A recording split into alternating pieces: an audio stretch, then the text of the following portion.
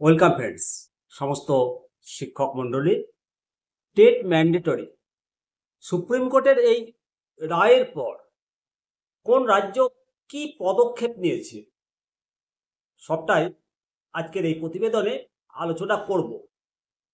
সংবাদ মাধ্যম মারফত যা জানতে পারছি সবটা আলোচনা করব। সুপ্রিম কোর্টের যে রায় 2010 সালের আগে নিযুক্ত সমস্ত শিক্ষকদের টেট পরীক্ষায় পাশ করতে হবে, কোয়ালিফাই করতে হবে। এই রায়ের পর শিক্ষকদের মধ্যে ব্যাপক আলোচনা এবং উদ্বেগ শুরু হয়েছে বিভিন্ন রাজ্যের প্রতিক্রিয়া এবং পদক্ষেপের কথা জানতে পেরে। সুপ্রিম কোর্টের এই রায়ের পর বিভিন্ন রাজ্য সরকার নিজেদের মতো করে পদক্ষেপ নিতে শুরু করেছে। কোন রাজ্য কি ভাবছে, পশ্চিমবঙ্গ সরকার কি ভাবছে, কি পদক্ষেপ দিচ্ছে, সবটাই আলোচনা করব, সঙ্গে থাকুন। সর্বপ্রথমে যেটা জানতে পারা যাচ্ছে, তামিলনাড়ু সরকার সুপ্রিম কোর্টের এই রায়কে চ্যালেঞ্জ করার সিদ্ধান্ত নিয়েছে।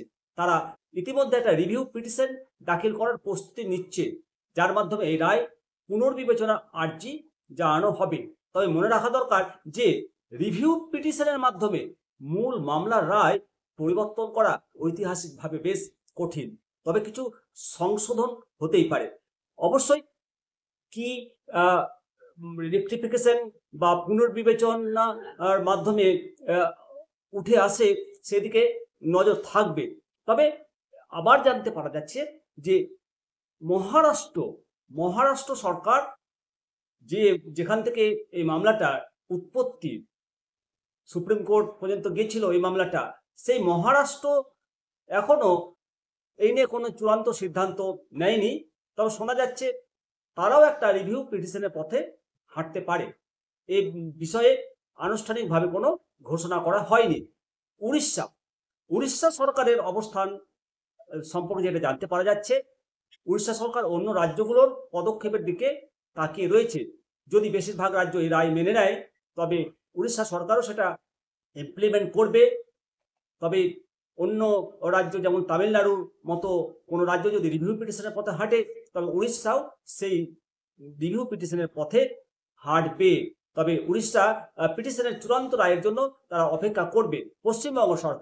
পশ্চিমবঙ্গ সরকারের পক্ষ থেকে এখনো পর্যন্ত এই ব্যাপারে কোনো সিদ্ধান্ত জানায়নি বা তাদের অবস্থান স্পষ্ট করেনি। আশা করা যাচ্ছে তামিলনাড়ুর রিভিউ পিটিশনের রায়ের পরেই পশ্চিমবঙ্গ সরকার কোনো পদক্ষেপ নেবে।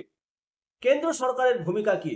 সমস্ত রাজ্যই কেন্দ্র শিক্ষা দপ্তর এবং national council for teachers education, যেটা NCTE, এর সিদ্ধান্তের জন্য অপেক্ষা করছে।